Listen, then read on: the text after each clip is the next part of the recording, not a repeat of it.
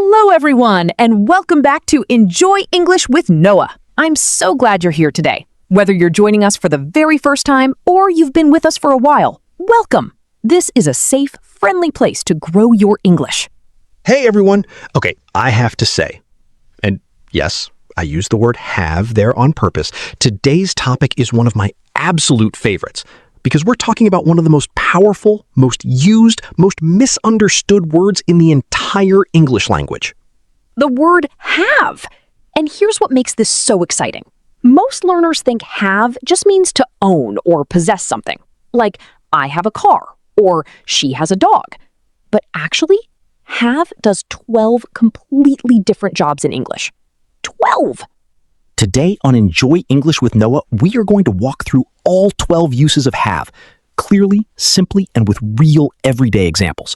We've grouped them into 3 sections: have as a main verb, have as an auxiliary verb, and have in special expressions. By the end of this episode, you'll never look at this tiny word the same way again. And by the end of today, you're going to use have with so much more confidence. In conversation, in writing, in emails, everywhere. This is the kind of deep vocabulary knowledge that separates good English from truly natural English. Before we jump in, here's a question for you. How many uses of have do you already know? 1? 3? 5? Drop a number in the comments right now.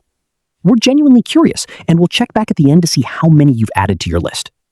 And if you're not already subscribed to Enjoy English with Noah, please do it right now. We post new lessons every week, totally free, to help you build real, natural English. Hit that subscribe button. It means so much to us. All right, let's dive in. Section 1, have as a main verb. This is where most learners start, and there's way more here than you might expect. Let's go. Okay, section 1, have as a main verb. When have is a main verb, it carries the full meaning of the sentence. It's not helping another verb, it is the verb. And it has 5 key uses in this role. Let's go through them one by one. Use number 1, have for possession. This is the most basic use. I have a car. She has 2 brothers. They have a beautiful house. Here, have simply means to own or possess something. The formula is subject plus have/has plus noun. Easy, right? And in the past, we use had. She had a bicycle when she was young. Use number 2, have for relationships and personal connections. This is still possession in a way, but we use have to talk about people in our lives. I have 3 sisters. He has a wonderful wife. We have the best team. You're not owning these people, but have expresses your connection to them. Do you have any family in the UK? Is a very natural question in English. Use number 3, have for experiences and activities. This one surprises a lot of learners. We use have with a wide range of nouns that describe experiences. I'm having a great time. Let's have lunch together. She had a long conversation with her manager. We had a wonderful weekend. Notice you're not owning anything here. Have is expressing that you're doing or experiencing something. Here are some really useful have plus noun combinations to know for experiences. Have a look, have a rest, have a shower, have a drink, have a meeting, have a break, have a chat, have a swim. These are fixed expressions in English. You can't swap have for do in most of them. You wouldn't say do a shower or do a look. It's always have. Write a few of these in your notebook right now. Use number 4, have for illness, pain, and physical states. When you want to talk about health problems in English, have is your go-to verb. I have a headache. She has a cold. He has back pain. They have the flu. This is where a lot of learners from other languages make a mistake. They say, I am a headache, or I feel headache. But in English, you have these conditions. You have a fever. You have an allergy. You have a broken leg. And I know some of our listeners might say, but in my language, we say, I am sick. And that's fine for sick as an adjective. But for specific conditions and illnesses in English, it's always almost have. I have diabetes. She has anxiety. He has a sore throat. Can you think of a health condition and make a sentence? Write it in the comments. We'd love to read your examples. Use number 5, have to, for obligation and necessity. This is technically still have as a main verb, but it's paired with to and takes on a special meaning. I have to finish this report by Friday. She has to wear a uniform at work. We had to leave early. Have to means it's necessary. It's an obligation, often from an external rule or situation. It's very similar to must, but slightly less strong. To sum up section 1, have as a main verb covers possession, relationships, experiences, health conditions, and obligation. 5 uses down, 7 to go. Now we move into have as an auxiliary verb. This is where things get really interesting. When have is an auxiliary, it's not the main verb, it's helping another verb. And it does this in 4 very important ways, all connected to the perfect tenses. Use number 6, have in the present perfect. This is one of the most important uses of have for intermediate learners. We use have or has plus a past participle to form the present perfect tense. I have visited Paris. She has finished her homework. They have never tried sushi. The present perfect connects the past to the present, and have is the auxiliary that makes it happen. Use number 7, have in the past perfect. Here we use had plus a past participle to talk about something that happened before another past event. When I arrived at the party, she had already left. He had never seen snow before he moved to Canada. By the time we got there, the film had started. The past perfect gives your story a before and after structure, and had is the auxiliary that creates it. Use number 8, have in the future perfect. This one is less common, but really useful for talking about something that will be completed by a certain time in the future. The structure is will have plus past participle. By next year, I will have been living here for a decade. By the time you arrive, I will have cooked dinner. In 2030, they will have finished building the new station. It sounds advanced, but it's actually very logical once you see the pattern. Use number 9, have been for the present perfect continuous. Here we use have or has plus been plus the ing form of the verb. This expresses an action that started in the past and is still happening or has just stopped. I've been working on this project all week. She has been learning Spanish for 2 years. They've been waiting for over an hour. The continuous perfect with have is how English shows duration and ongoing effort, and you'll hear it constantly in natural conversation. Here's a quick way to remember all 4 perfect uses. Present perfect, I have done. Past perfect, I had done. Future perfect, I will have done. Present perfect continuous, I have been doing. In every case, have or had is the auxiliary doing the grammatical work. Without it, you can't form these tenses at all. Try writing 1 sentence using present perfect right now in the comments. It's great practice. Now, here's something interesting about auxiliary have versus main verb have. When have is an auxiliary, you don't use do or did to make questions and negatives. You just invert the subject and have. Have you finished? Not do you have finished. But when have is a main verb, like in possession, you do use do. Do you have a car? Not have you a car. This distinction is really important and trips up a lot of learners. Perfect. So to review section 2, have as an auxiliary verb appears in 4 perfect tenses: present perfect, past perfect, future perfect, and present perfect continuous. These are some of the most used structures in English, and have is at the heart of all of them. We're on to the final section, 3 special uses of have that are incredibly common in natural English, but don't fit neatly into the main verb or auxiliary categories. These are the uses that make your English sound really native and fluent. Use number 10, have got. This is a very common British English structure that means exactly the same as have for possession. I've got a new phone means I have a new phone. She's got a headache means she has a headache. Have you got a minute means do you have a minute? In British English especially, have got is incredibly natural in spoken conversation. Americans tend to use plain have more often, but you'll hear have got everywhere in British English. Use number 11, have something done. This is a really useful structure that shows someone else did something for you, or to you. The formula is subject plus have plus object plus past participle.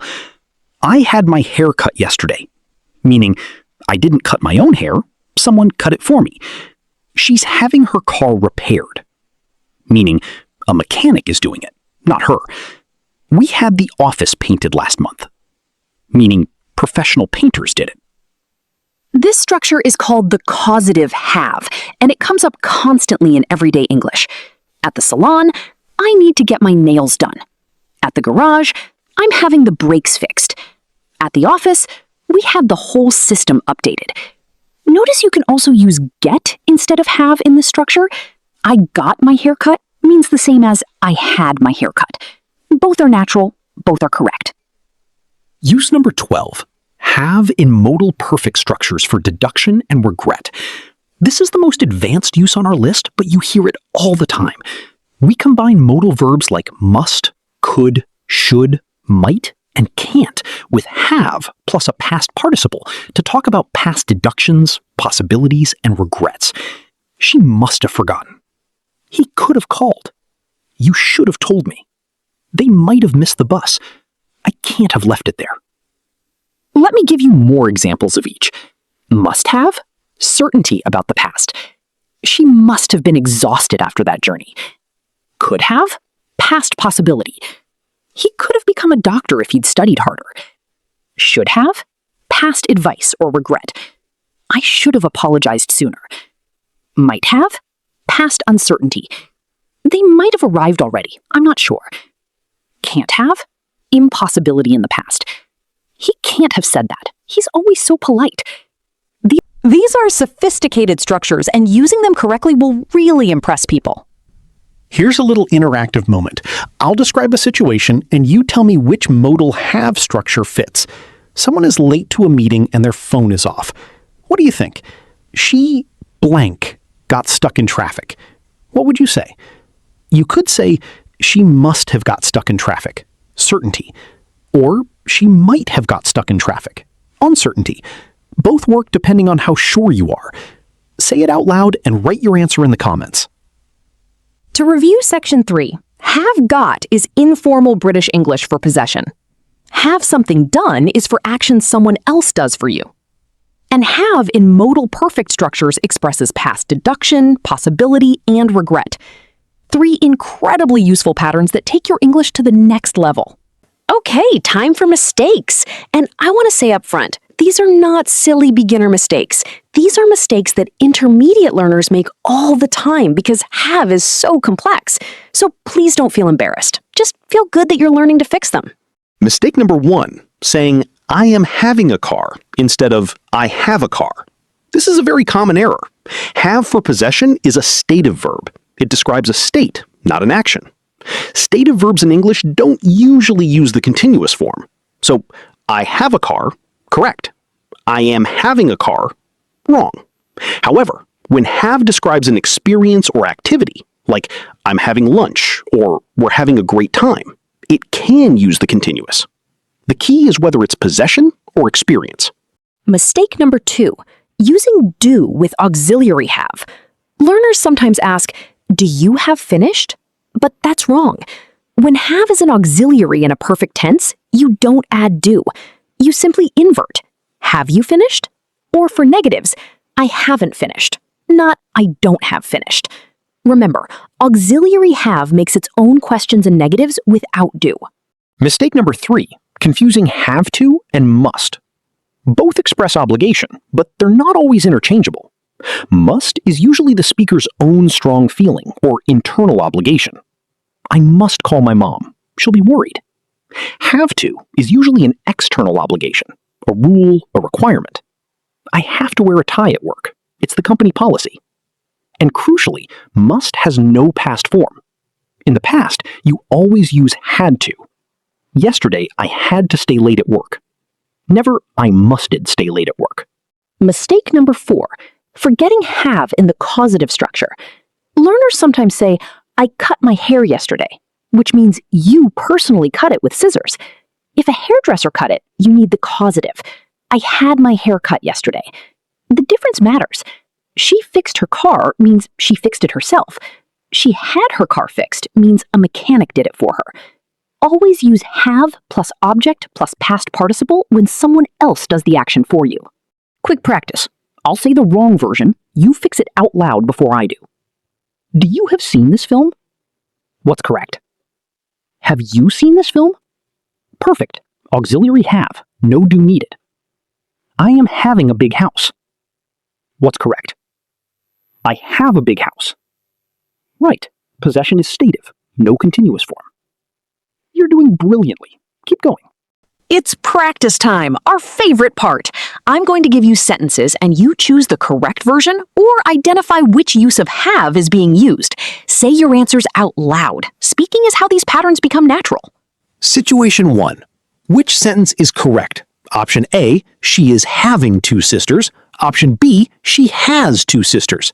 Say your answer out loud now. Option B, she has 2 sisters is correct. This is have for relationships and personal connections, which is a stative meaning. Stative have doesn't use continuous forms. She is having 2 sisters is wrong. Situation 2. Which use of have is this? By the time you read this, I will have left. Think about it. What tense is this, and what is have doing here? This is have as an auxiliary verb in the future perfect tense. Use number 8, will have plus the past participle left. It's talking about something that will be completed by a specific future moment. Well done if you got that. Situation 3. Fill in the gap. I don't like this haircut. I think it differently. What would you say? Pause and think. You could say, I should have had it cut differently. That's use number 12, a modal perfect structure expressing regret. And inside that is also use 11, the causative have. 2 uses of have in one sentence. Write your own sentence using should have in the comments. Talk about something you wish you'd done differently this week. Situation 4. Is this correct?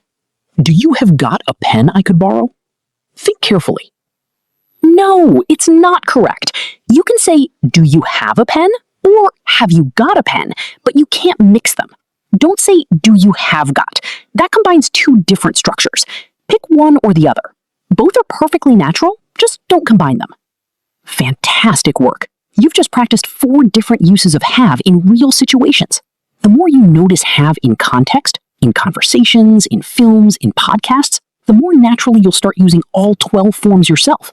Real practice beats memorizing every time.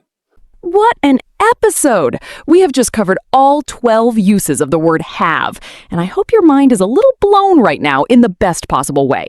This tiny 4-letter word is one of the hardest working words in the entire English language, and now you understand why. Let's do our final summary. In section 1, have as a main verb for possession, relationships, experiences and activities, health conditions, and obligation with have to. That's 5 uses. In section 2, have as an auxiliary verb in present perfect, past perfect, future perfect, and present perfect continuous. That's 4 more. And in section 3, the special uses.